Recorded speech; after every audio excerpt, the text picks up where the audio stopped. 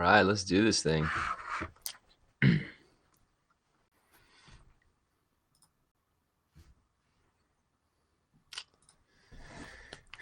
Good morning, RJ.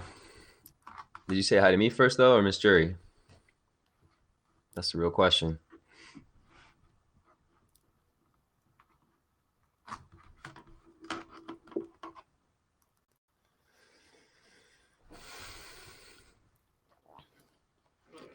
Yeah, it's all about the mindset.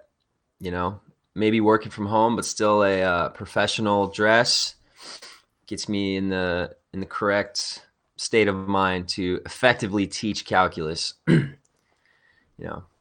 bow tie Tuesday. Frankly, if you guys aren't at home wearing bow ties right now, you fail. Like that's just the reality of the situation that we're in right now.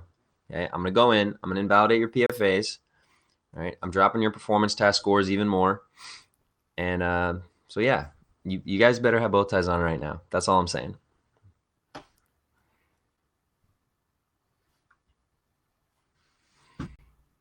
True. Good point. That's a good point.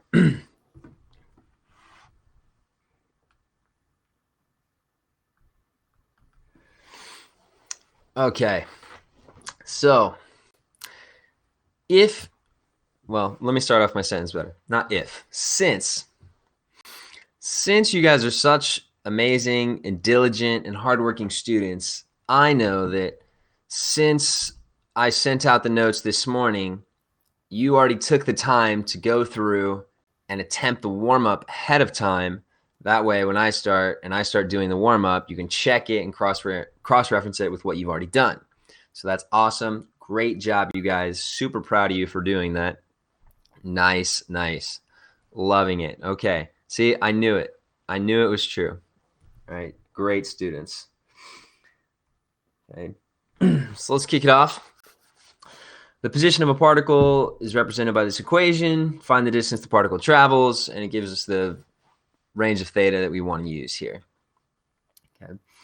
So the biggest thing to remember is that if we're talking about distance a particle travels, right, and if we're talking specifically about a polar plane, a polar equation, which is just a form of a parametric equation, that what this really wants then is just an arc length. Right? And hopefully we remember our nice arc length formula, which is the arc length of square root of r of theta squared plus r prime of theta squared d theta. So let me just set up this nice little integral. So I already know my bounds. Pi over 4 to 7 pi over, not 4, 6.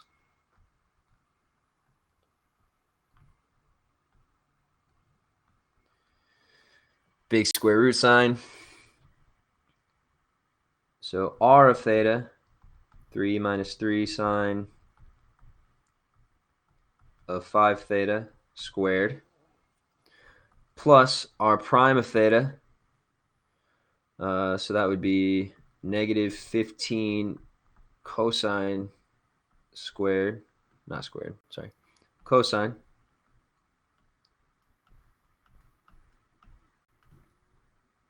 of 5 theta.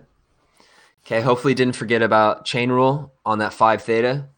So derivative of negative 3 sine would just be negative 3 cosine. However, since there's 5 theta on the inside, we have to multiply by 5 at the end because of the chain rule.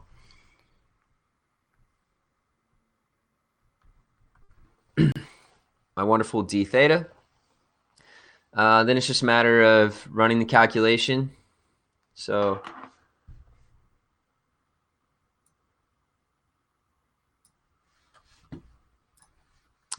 let me pull up Desmos real quick. So I already have the graph. This is what that graph looks like from pi over 4 to 7 pi over 6. So it's just part of some of the petals. So I want to know what is the length of all those petals combined.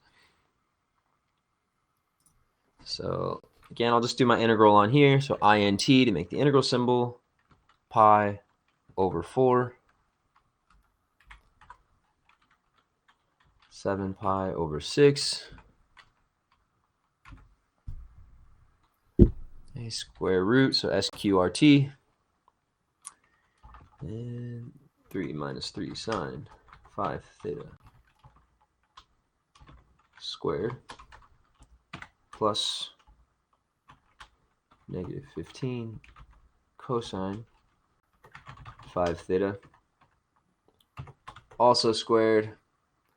And then you're freaking out. You're like, why isn't it giving me an answer? Remember, you have to put the d theta or dx or dt or whatever it is at the end so that it knows to evaluate the integral. And we get 29.548.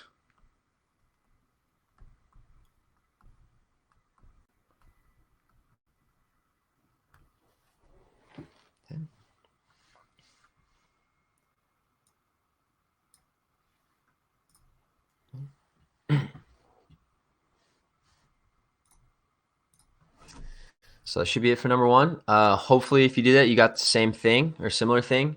My guess would be if something went wrong, that it probably was the chain rule part on the 5 theta, maybe. But I doubt it, because again, such great students. No issues, no issues. Okay.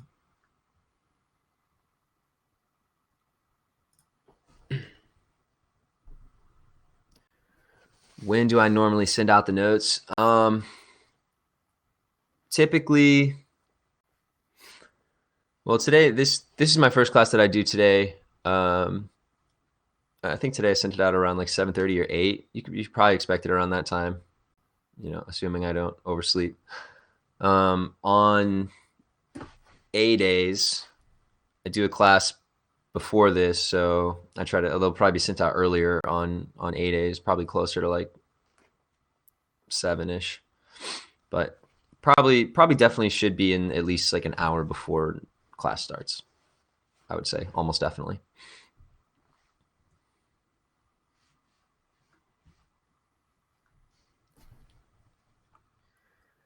Number 2, find the surface area of revolution of r equals 5 sine of theta revolved around the polar axis. Okay, polar axis, remember, is just a nice fancy polar way of saying the x-axis. Right? And this r 5 sine of theta, so let me pull Desmos back here. Get rid of this. R equals 5 sine of theta. Okay, so this is my equation, and it's a circle that's above the x-axis, and so I want to revolve it around, spin it around the x-axis, and it'll create some kind of weird, almost like a tubular shape as I rotate that in 3D. So notice again, we talked about this yesterday in our problems. This one, it already does it automatically on Desmos, but I only need to go 0 to pi on this. I don't need to go to 2 pi. Because of the nature of the sine and cosine functions, if it's just a circle like this, the bounds I just need to do are 0 to pi. So spinning it around this x-axis, though.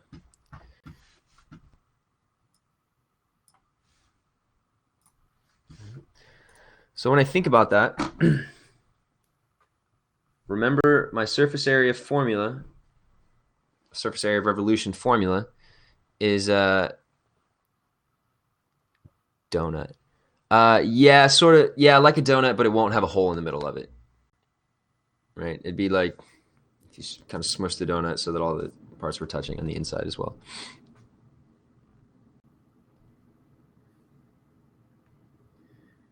So surface area is 2 pi.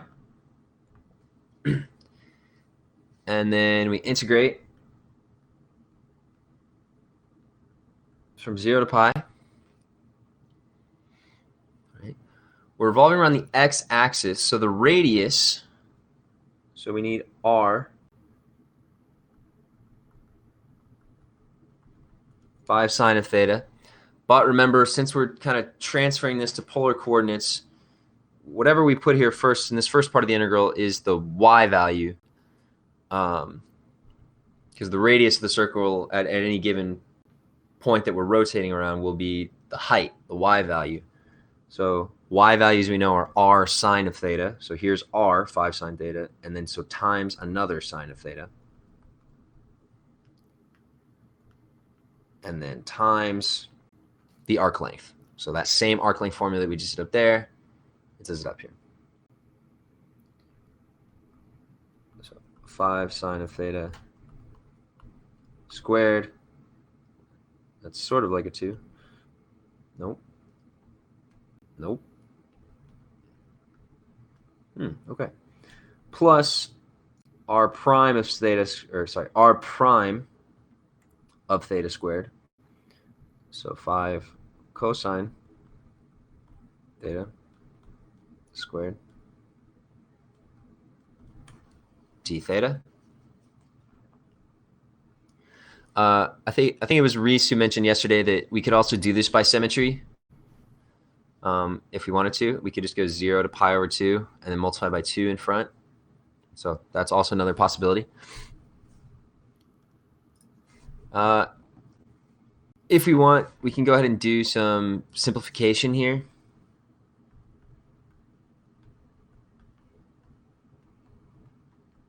Just to make our integral look nicer.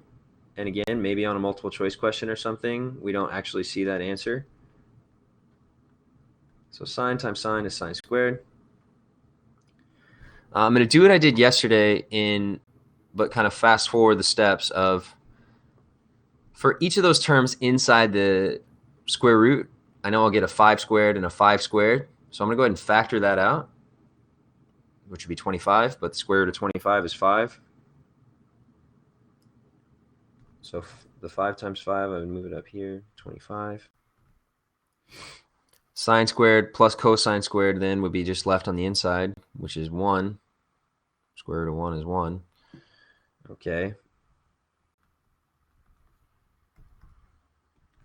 And I'll go one step further of bringing out that 25. So it's 50 pi, 0 to pi, sine squared theta, d theta.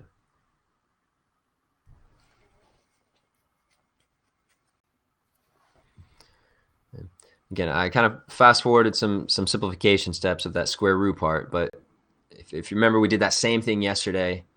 But once you get good at recognizing it and going, oh, there's a 25 in both of those, okay, factor out the 25 inside the square root. Square root of 25 is 5. Sine squared plus cosine squared is just 1. Square root of 1 is 1.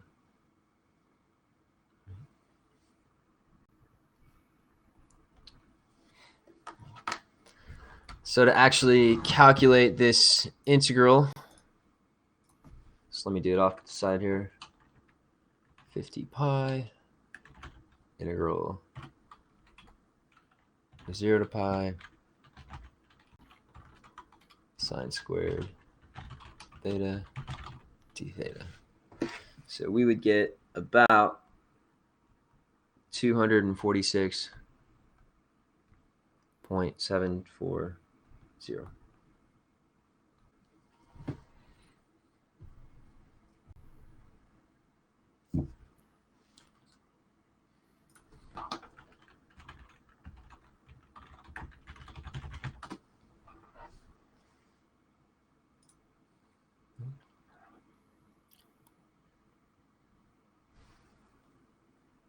Sorry, I'm trying to fix my screen over here.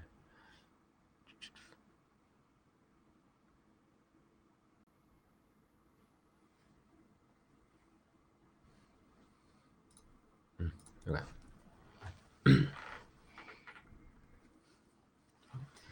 All right, hopefully that's good.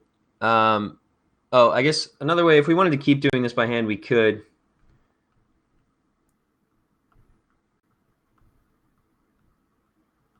Of course, we remember this identity that sine squared of theta is the same thing as 1 minus cosine of 2x over 2, which we could then just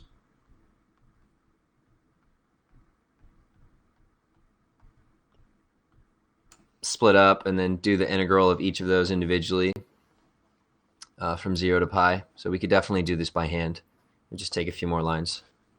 But just keep that in mind whenever you see an integral that, like this first formula for surface area, it looks insane. It looks super ugly and it's gross. There's a ton of things going on.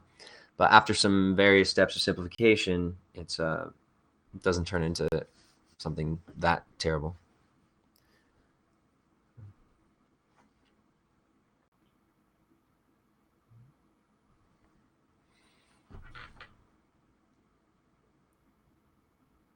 Okay.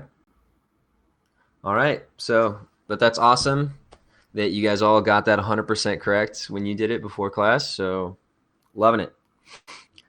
We're going to go ahead and jump then into, I was planning on having some sort of performance task at this point over some polar stuff, but not quite. So I don't know. I still need to find out information about what we should be doing in terms of that stuff, and we're gonna have, I don't know, there's probably plenty more meetings for me to follow about different things. So I'll keep you guys updated. But in the meantime, we're just gonna go on then to our next unit, which is sequences in series, an infinite series, and it's definitely the most fun. It's definitely the thing that people that people have the most fun with in APCBC.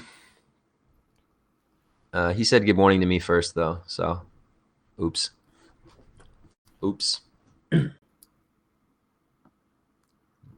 Just kind of a brief breakdown of what we'll be doing. We're just going to do some basic sequence stuff today, right now.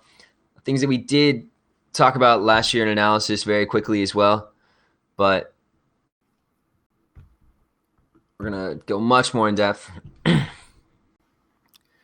I didn't see that kind of excitement whenever I logged on. There was definitely not that many exclamation points. So kind of confused at the moment. Smile.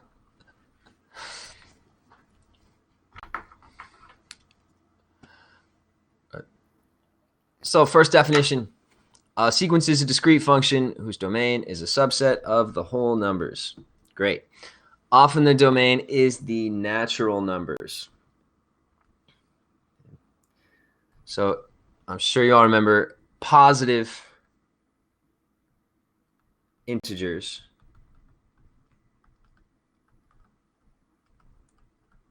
are the natural numbers. So another kind of common way is like they're the counting numbers, right? Like 1, 2, 3, 4, 5, 6, 7, 8, right? Not zero, not negatives, no fractions, decimals, etc.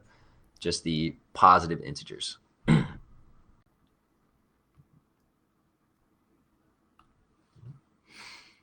So notation that we're going to use, usually we represent the nth term of a sequence by a sub n. So it's kind of a different way to write functions. Instead of f of n, we write a sub n. Okay, so note that we're using a sequence, which is, sequences themselves just kind of look like a list of numbers. You know, this number, comma, this number, comma, this number, comma, this number, comma, this number.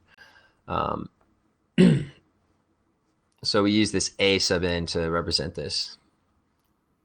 Graphically, we treat n as the x coordinate and a as the y coordinate. So just a quick example, an equals n squared plus 1. So if I wanted to know the first number in this sequence, I'm thinking, okay, that's a1. So I just plug in 1. 1 squared plus 1, which is 2. Or a2. So I plug in 2. 2 squared plus 1, which is who knows what. And we can keep going if I want the third term in the sequence. So that would be 3 squared plus 1, 10. Or the fourth term, 4 squared plus 1, 17, etc., etc., etc. So when I think about this sequence, you know, if I were writing out this sequence, I would list it as 2, 5, 10, 17, etc. And we'll have an example a little bit later on where we actually want to graph this. So again, in this case, the way we think of the coordinates is the n, you know, basically the number, the placement of the sequence. So the first term, second term, third term, fourth term, that's like my X value, the 1, 2, 3, 4. And then the Y value is whatever value I get out of that. So if I wanted to graph these, like this first one, I would graph as 1, 2. Because 1 was the number I plugged in, 2 was the number I got out. That's still, idea is still the same for a function. X is the input, Y is the output. Right? Or 2, 5, 3, 10.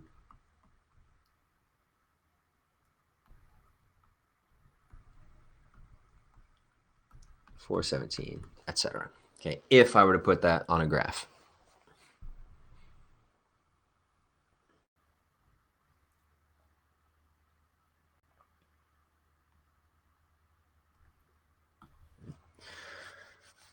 So find the first 5 terms of the sequence. This is really that same thing, you know. We're just plugging in numbers. All right, so the first term,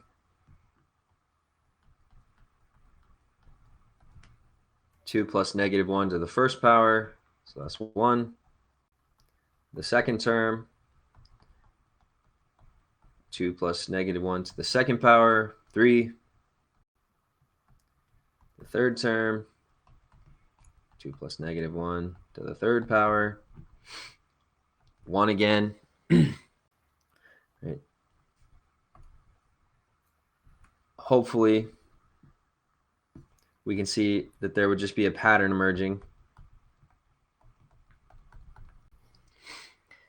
Since it's the only thing that n is actually changing in the function is the power of negative 1. So either negative 1 is going to stay negative or it's going to be positive. 1, 3, 1, 3, 1, 3, 1, 3, 1, 3. And this is going to be an idea that's really important. We're going to use this sort of this negative 1 to the n or negative 1 to the n plus 1 or things like that. They're going to really affect some stuff that we do later on. So definitely get used to seeing that where things are alternating between positive or negative depending on which term in the sequence we're talking about. When are we doing Etch a Sketches? We already did them earlier this morning. You weren't here. So that's what you get for showing up late. Oops. We already did them with Mr. Gloria.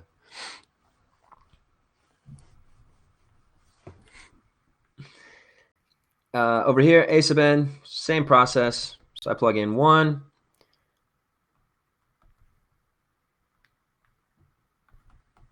So that would be 1. Second term in the sequence. So 2 times 2, 4. 2 plus 1, 3. Third term in the sequence. 2 times 3, 6. 3 plus 1, 4. Of course, we would always simplify and reduce. So we get 3 halves. A4. 2 times 4, 8. 4 plus 1, 5. And lastly, 5 times 2, 10. 5 plus 1, 6. And again, we'll go ahead and reduce if we can, 5/3.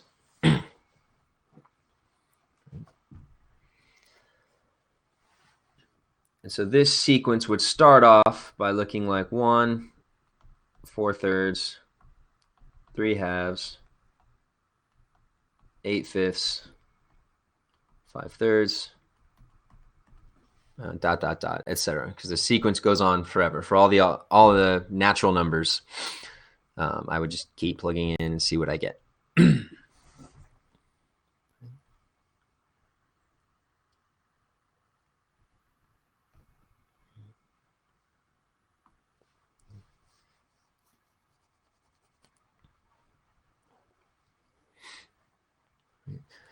These sequences are they have a little bit more going on. Okay, we're going to start dealing with sort of more complicated ones. I mean, it's still not bad. At the end of the day, it's still just going through and actually calculating.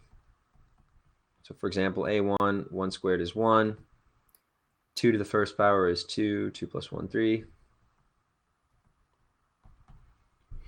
Second term in the sequence, 2 squared, 4.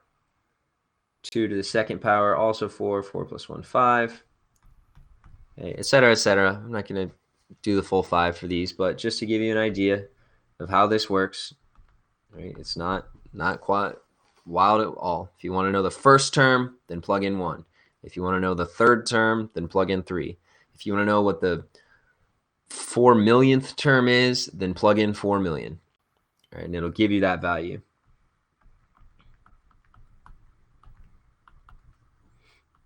That would be 2.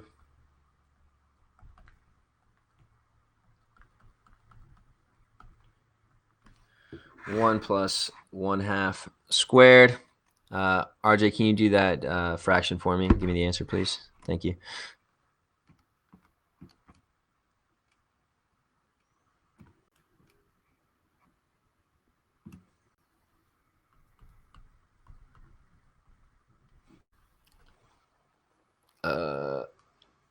Look, I even wrote my answer as a decimal for you.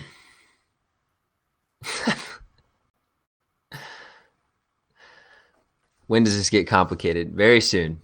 Very soon. Maybe not today.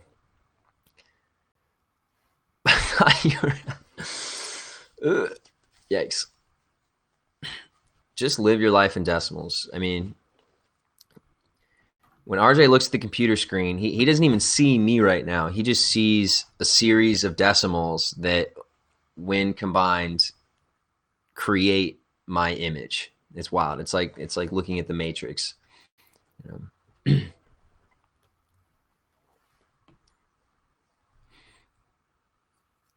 It's wild. Wow, man. So this actual sequence is pretty interesting. I don't know. I would doubt that anyone particularly remembers this, but this is actually something we've talked about before multiple times. In that, if I start plugging in bigger and bigger and bigger values, like towards infinity, then this equals E. Right? If I plugged in 100 or 1,000 or 1,000,000, and I compared that to what I get whenever you just hit E on your calculator, then we get 2.718281828, etc.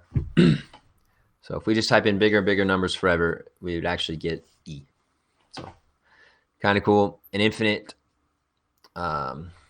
sequence.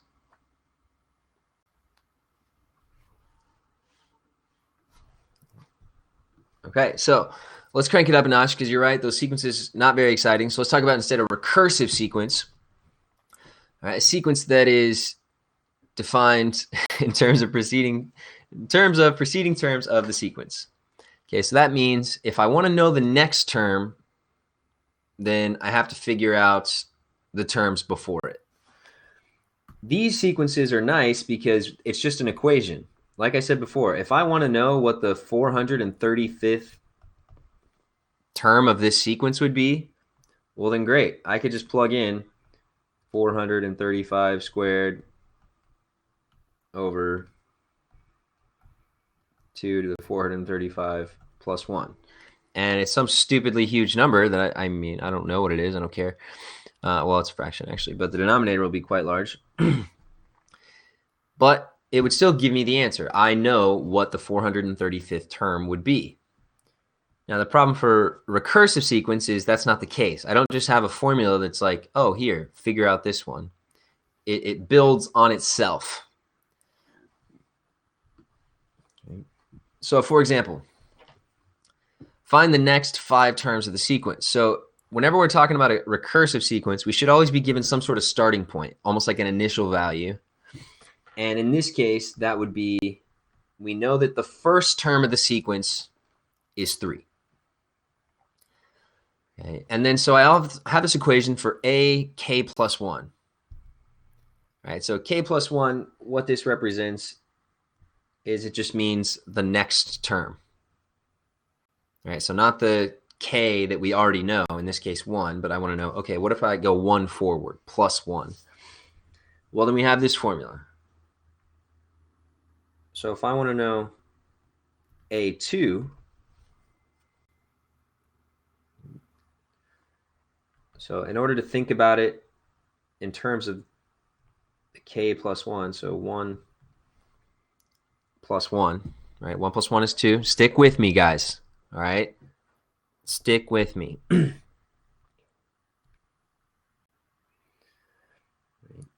So k plus 1 in this case is 2, divided by 2, and then times ak. So ak means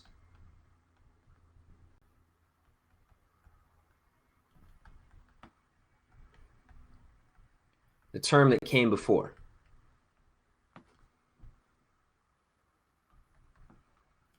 Or I guess not before it, before this one. Maybe not this one. Let's just leave it at before. I don't know what I'm talking about, obviously. Okay, the term that came before. So for A2, the term that's before A2 is A1, right? That makes sense. And we already know what A1 is. I don't know why I keep writing 2 over 2. 2 over 2 is 1. We already know that A1 is 3. So the second term in the sequence is 3.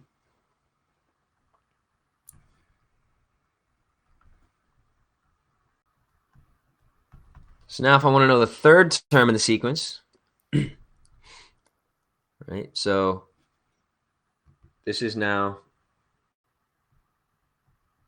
the second term plus 1. So in my formula, all right, k plus 1 on top, which k plus 1 in this case is 3, over 2 times ak. But now ak is a2, right? Because if we're trying to find a3, the term that comes before a3 is a2. So 3 halves times 3. So 9 halves.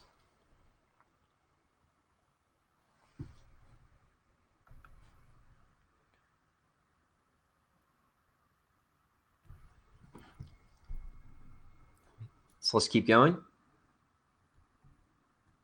A4, right? So the third term plus 1. So on top, k plus 1 is 4, divided by 2, times the term that comes before it. So 9 halves. This should be 2 times 9 halves. So just 9.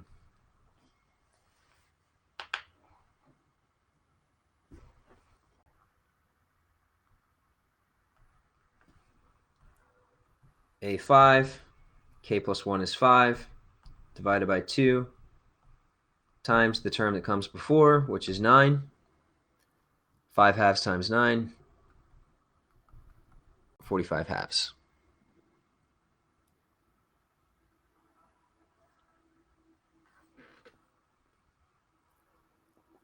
So you can't just pick some randomly huge number because you will always need the term before it, right? Yes, absolutely. So for example, I know you guys really love the number 262, right? You guys are always rambling on and on about how you love 262. Crazy kids these days, man. And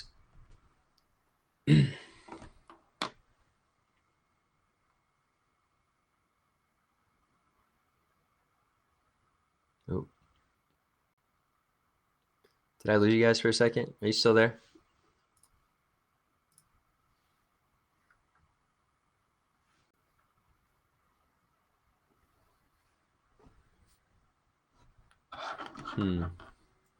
Oh, I lost my smart notebook file. Sorry. Hold on.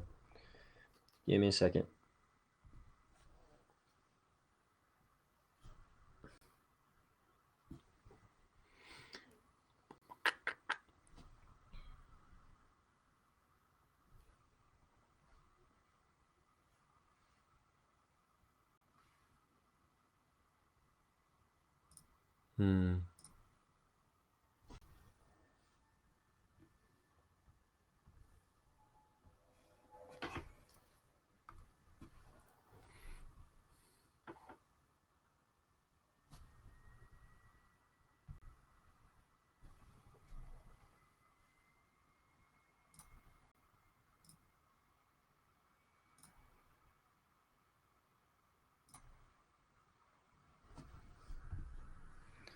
Almost got it. Hold on. Sorry.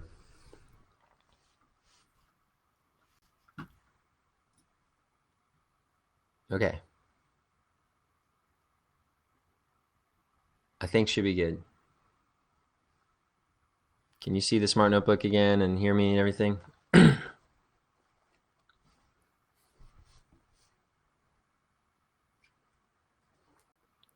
Okay. Sorry.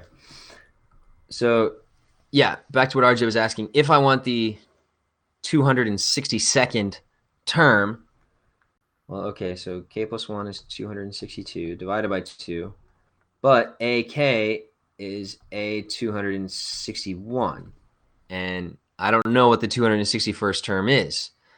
Because if I want to know what the 261st term is, I need to first figure out what the 260th is. Well, if I want to know what the 260th is, I have to figure out the 259th, and et cetera, et cetera. So yeah, you can't just pick some random number and figure it out, because every sequence builds on itself. Each number in the sequence is important to know before you can figure out a later one.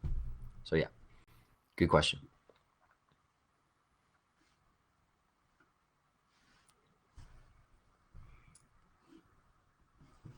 Okay. Write the next 5 terms in the sequence. All right, so for this one, I have 2 starting values. I know that the first term is 1 and the second term is 1. All right, and I have this formula, an equals a n minus 1 plus a n minus 2. So the way that we figure out any term is we add the number that came, the number that is immediately before it, and then the number that is also before that. I take those 2, add them together. So if I want to know A3, that means I add A2 plus A1. So that's 2. If I want to know A4, then I add A3 plus A2. So that would be 3. If I want to know A5, so A4 plus A3, so that would actually be 5.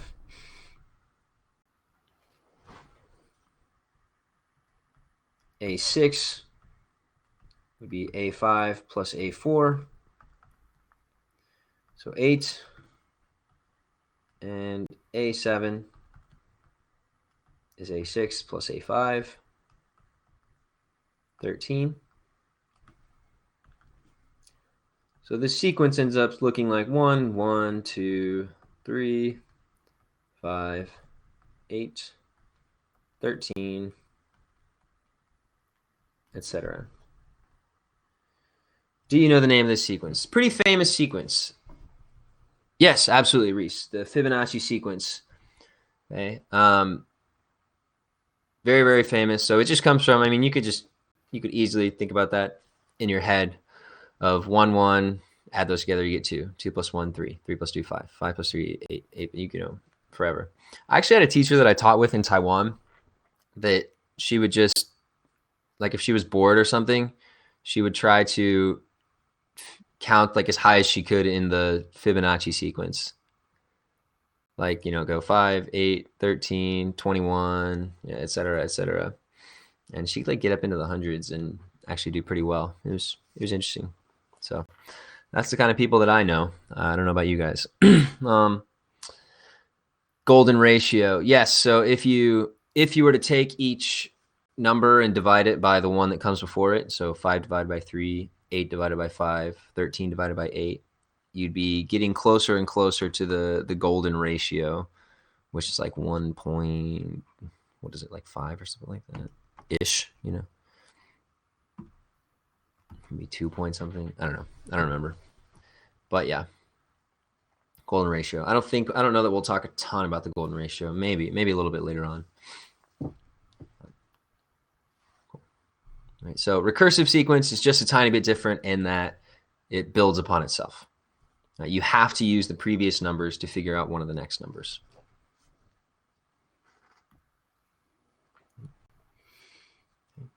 A quick graph. So I don't know if we need to do this. I kind of talked about this before. So if I figure out some terms, so A1 is 1, so that means that creates the point 1, 1. A2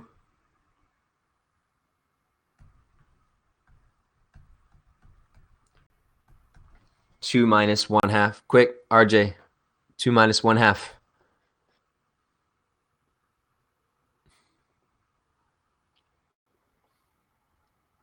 Not as a decimal, you dork. Give me the fraction.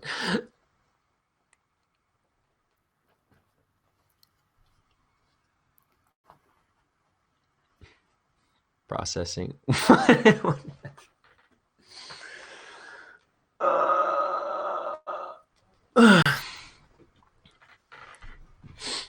Oh, man.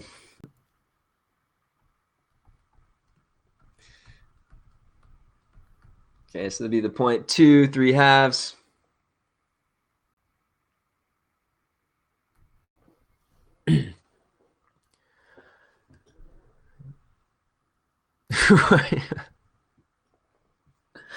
He's an imposter. Someone took RJ's name, made an account, and is now doing fraction problems in his name. He hired someone to sit in the class. I'll do one more.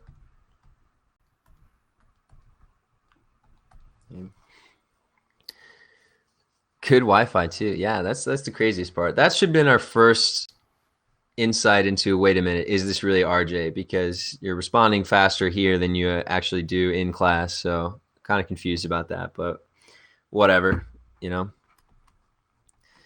What was I doing? Oh, 2 minus 1/3. Anyone? That's right. 5/3.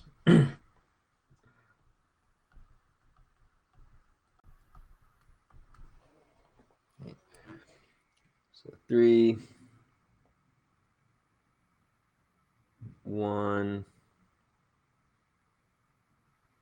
2/3, we'll say, around there. But yeah, so the point is, whatever number you plug in, that's going to be like an X value. The number you get out, that's your Y value, if I wanted to graph what this looks like. Don't ask questions you don't know the answer to. As always, don't ever do that. That'd be the worst mistake you could make.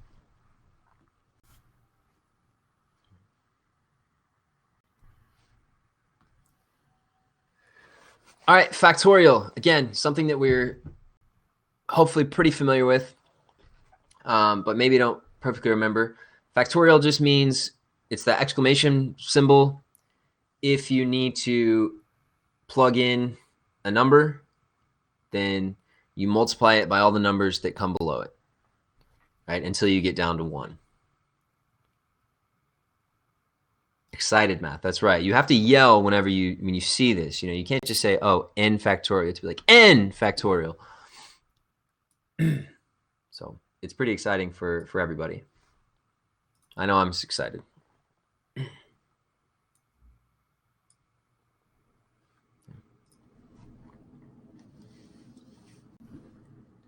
So just quick example. So 5 times 4 times 3 times 2 times 1.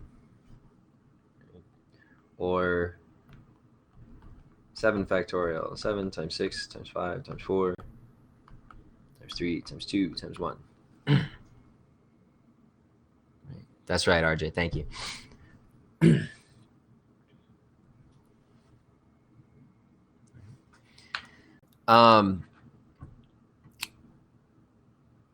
You have a factorial button in your calculator. If you click math and then scroll over to PRB, stands for probability. I can't show it on here, but yeah, so just click the math button, go to the right 3 so that you have probability, and then it should be the fourth one down is just an exclamation point. So that's the factorial symbol if you need to do like a calculation in your calculator because you don't want to sit there and do 11 times 10 times 9 times 8 times 7 times 6, etc. But on your on your own in your head. I was just looking up a video to do that. Nice.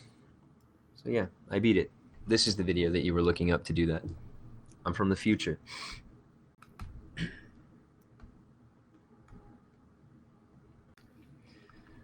A couple quick things to note. 1 factorial is 1. Okay, which hopefully makes sense. 1 times itself, or just 1 even. So yeah, 1. But the one that trips people up is 0 factorial.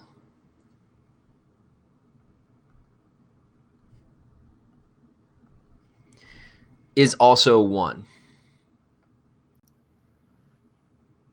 Right. A little more confusing and harder to remember. But 0 factorial 1, 1 factorial 1. Yep. Simplify. How? That's a good question. Trying to think of a good way to explain it.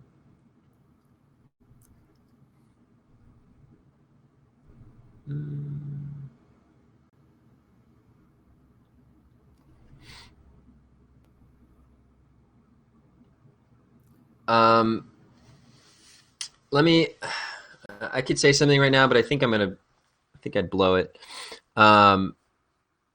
Remind me again tomorrow. I'm gonna think about kind of a better explanation, because I have an explanation that I don't think is very good. But I remember there is some things that I can show you. I just need to remember what they are exactly. But remind me when we talk about that. Actually remind me tomorrow, because I'll have a better explanation for it. Okay, I'm sorry, but you have to write the ones different. Yes, I do. 0 factorial equals 0 times 0 minus 1. No, because that would still be 0.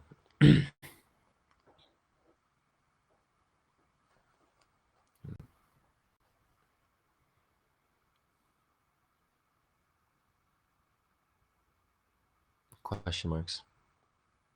Why?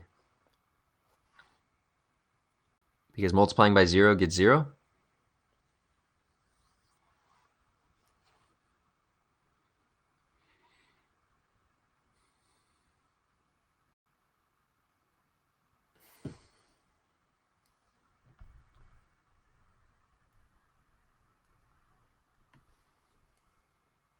Just confused. We'll cope. About why 0 factorial is 1? Is that what you're saying?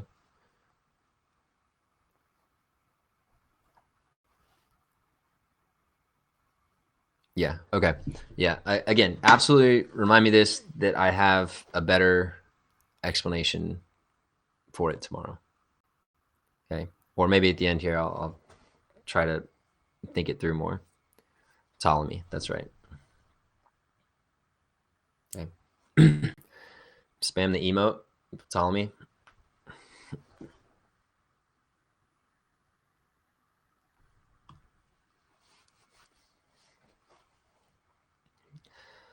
So simplifying a sequence with a factorial. A lot of times we're going to do things where we end up dividing factorials. So we'll need to do some simplifying that will make stuff a lot better for us. Okay. We should be able to cancel a lot out whenever we're dividing. If I see there's a factorial in the numerator and a factorial in the denominator, I should be doing some definite simplification and canceling. So those will be our last ones. They're pretty quick. All right, so for example, 15 factorial over 12 factorial.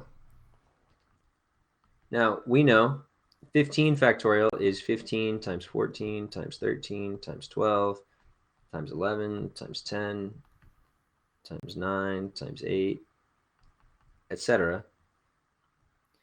And I know that 12 factorial is 12 times 11 times 10 times 9 times, not 90. Don't do 90. Times 9 times 8 times 7, etc. Now, RJ, I know you're really jazzed up right now. These aren't all decimal points, okay? They're just multiplication symbols and then some ellipses at the end. So simmer, settle down. And so when I look at it like this, I can see, oh yeah, definitely a lot of stuff should be canceling, right? Because the 12 and the 12 and 11 and 11 and the 10 and 10 and the 9 and the 9 and the 8, 8 and the 7, right? So that actually all that ends up being left is 15 times 14 times 13, right? So 15 times 14 times 13.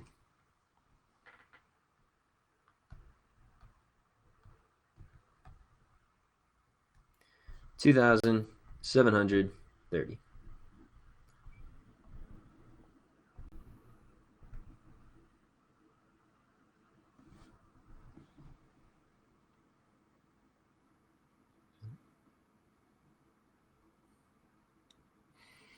Lastly, n plus 1 factorial over n minus 1 factorial. Okay, so again, think about what this really means and what it represents. So n plus 1, so this isn't an actual number, but that means n plus 1, whatever that number is. And then I subtract 1 from it and multiply. So n plus 1 minus 1 would just be n. And then times, subtract 1 from that. So n minus 1 times, subtract 1 from that. So n minus 1 minus 1. So it'd be n minus 2, etc. And in the denominator, so n minus 1, that's what I start with. And then I subtract 1 from that, so n minus 2. And subtract 1 from that, n minus 3, etc. And so even though I don't know what the actual numbers are, I can still see, though, whatever they will be will end up canceling. So n minus 1s, n minus 2s, n minus 3s, etc., all the way down for both of those.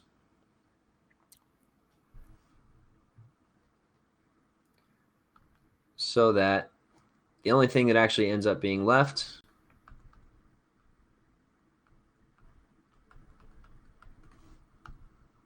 n times n plus 1.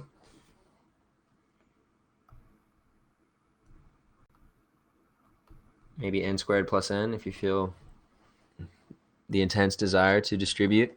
We typically do.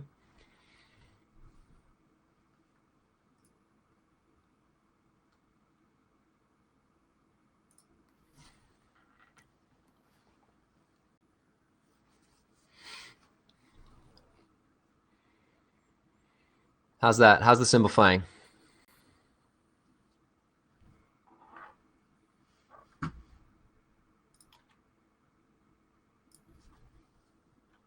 Woo. I might go double woo on that, actually. I think you kind of sold it short with just the regular woo. But, I'm not going to tell you how to live your life, so. Oh, whoa. Okay. Well, now you're getting dangerously close to, that's, close to spam here. The mods might time you out. Right? Rocky, time him out, please.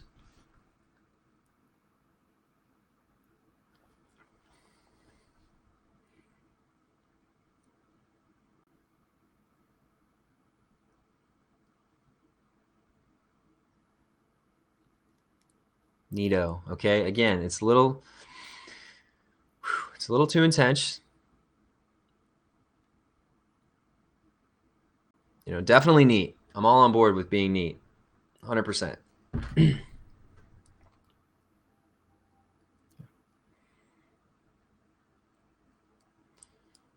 I think that's it, right? Yeah, some homework problems here. I guess I didn't write the page down. Let me go look real quick.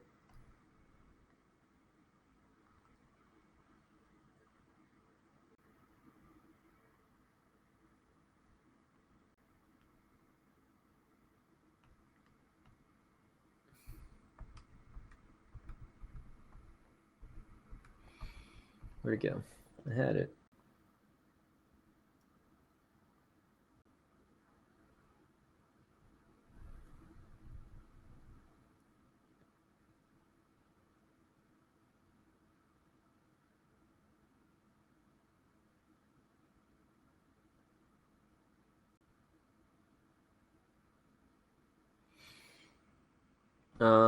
Actually, no, it's too far. Let me just go probably like 1 through 19. Odd of 9.1. Left my book at school. You left it in your locker at school.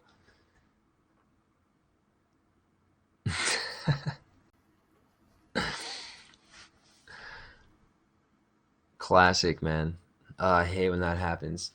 Dude, if I had a nickel for every time I left my textbook at school and then our country went on a mass quarantine,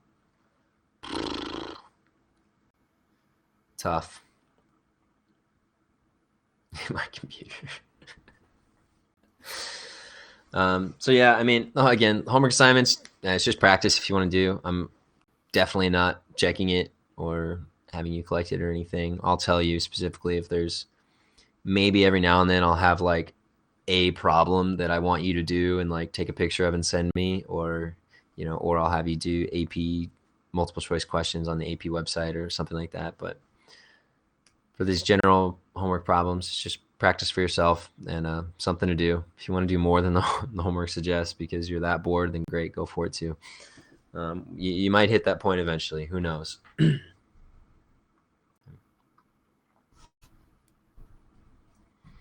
right. One, yeah, well, that makes sense. One nickel, definitely.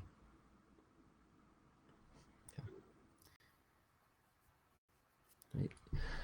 Any other questions for me?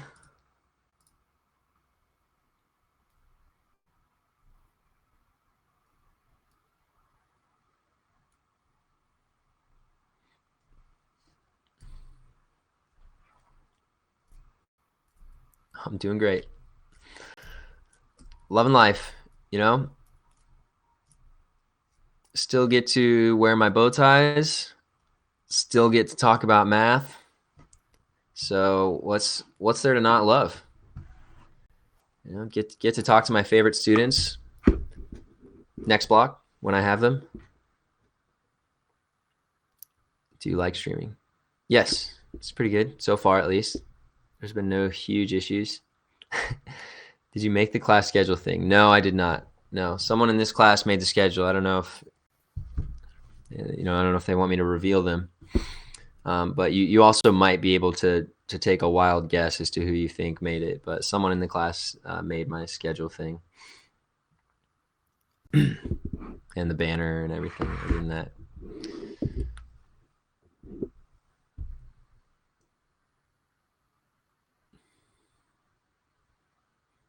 half glove thingy.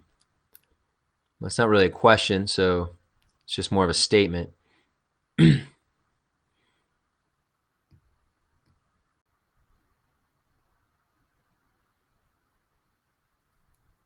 RJ is right here. That's true. So all my other favorite students and then plus RJ, yeah.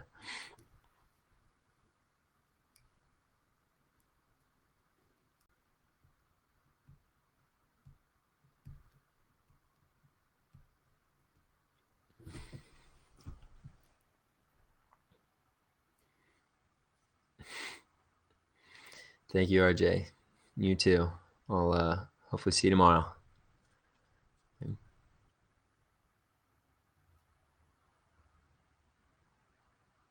All right. Well, I think that's it for today then. Go do some of those practice just to get comfortable kind of more with calculating just some basic sequence stuff. Maybe the simplifying factorials, just to make sure we're okay with that because we'll use it in more complicated stuff later on. Wash your hands. That's true. You got to do the full scrubbing technique, right, guys? You can't just do it quick. Do the wash. You got to get the thumbs. Right, we got to get the fingers. Right, in between the fingers. Scrub so you get the fingernails underneath there. Get the wrists. Yeah, exactly. Okay. Got to go through the whole process. This stream is so educational for so many reasons. Sing a song, like 3 Days Grace or what?